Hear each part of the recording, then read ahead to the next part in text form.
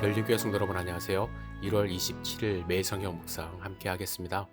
오늘 묵상할 말씀은 마태복음 5장 13절에서 20절의 말씀입니다.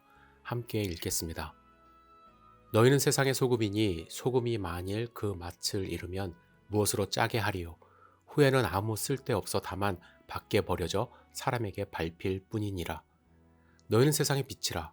산 위에 있는 동네가 숨겨지지 못할 것이요 사람이 등불을 켜서 말 아래 두지 아니하고 등경 위에 두나니 이러므로 집안 모든 사람에게 비치느니라. 이같이 너희 빛이 사람 앞에 비치게 하여 그들로 너희 착한 행실을 보고 하늘에 계신 너희 아버지께 영광을 돌리게 하라. 내가 율법이나 선지자를 폐하러 온 줄 생각하지 말라. 폐하러 온 것이 아니요 완전하게 하려 함이라. 진실로 너에게 이르노니 천지가 없어지기 전에는 율법의 1.1획도 결코 없어지지 아니하고 다 이루리라. 그러므로 누구든지 이 계명 중의 지극히 작은 것 하나라도 버리고 또 그같이 사람을 가르치는 자는 천국에서 지극히 작다 일컬음을 받을 것이요 누구든지 이를 행하며 가르치는 자는 천국에서 크다 일컬음을 받으리라. 내가 너희에게 이르노니 너희 의가 서기관과 바리새인보다 더 낫지 못하면 결코 천국에 들어가지 못하리라. 아멘.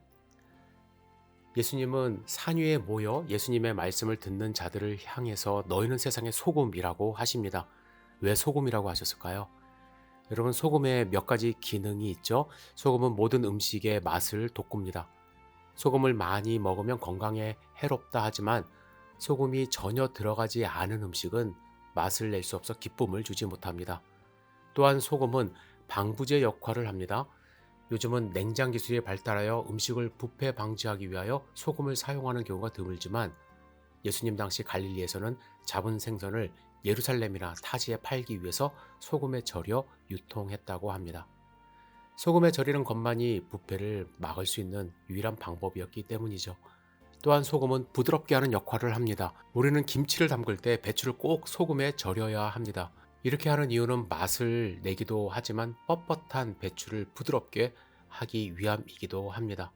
그리고 무엇보다 소금은요, 인간의 생명을 유지하기 위해 필수적인 요소입니다.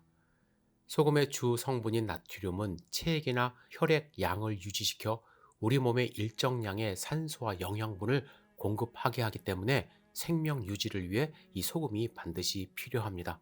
물론 과다한 나트륨은 건강에 유해하지만 나트륨 부족은 생명을 위협합니다. 이런 소금 오늘날에 여러분들 흔히 구할 수 있죠. 마트에 가면은 언제든지 살 수가 있습니다. 또 종류도 참 다양합니다.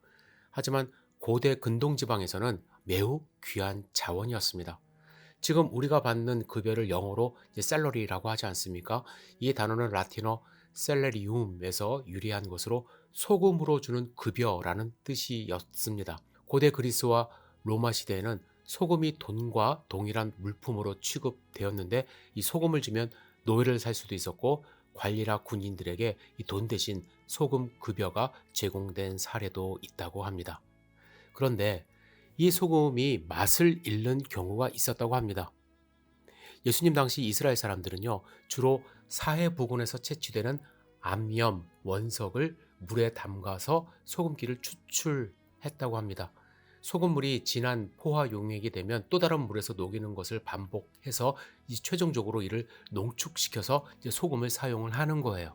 그런데 암염 원석에서 소금기가 다 빠져나가면 흙이나 석회석 성분만 남는 이 찌꺼기가 되는데 이것은 쓸모없어 버리게 된다는 것이죠. 이것이 바로 맛 잃은 소금이라는 것입니다. 소금기가 다 빠져나간 암염은 처음 모습과는 달리 구멍이 숭숭 뚫리고 삐쭉삐쭉하고 흉측하게 생긴 돌 뼈다귀가 되어 버립니다. 이것은 아무 쓸모가 없기 때문에 사람과 가축의 발에 밟히는 신세가 되는 것이죠.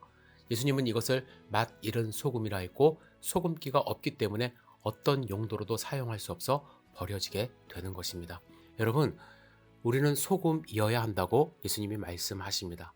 세상에 하나님 나라 맛을 내는 소금이 되어야 하고 부패하고 썩어져가는 세상을 막는 소금이 되어야 합니다. 그리고 뻣뻣한 서로의 관계를 부드럽게 하는 소금이 되어야 할 것입니다. 무엇보다도 영원한 생명을 전하는 소금의 역할을 해야 합니다. 여러분, 바다에는 소금이 몇 퍼센트나 함유되어 있을까요? 이 바닷물을 맛보면 엄청난 소금의 양이 이제 녹아 있을 것처럼 이제 느껴지지만, 바다에는 2.5에서 약 3.5 정도의 소금이 함유되어 있다고 합니다.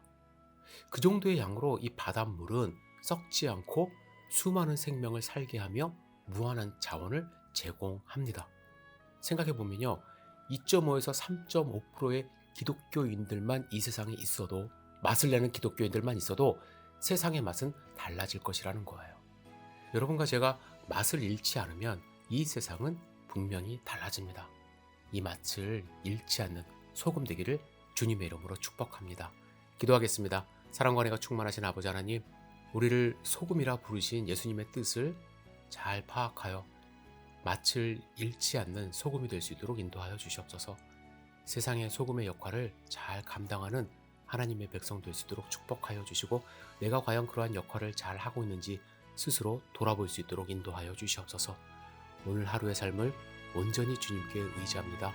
예수님의 이름으로 기도드렸사옵나이다. 아멘.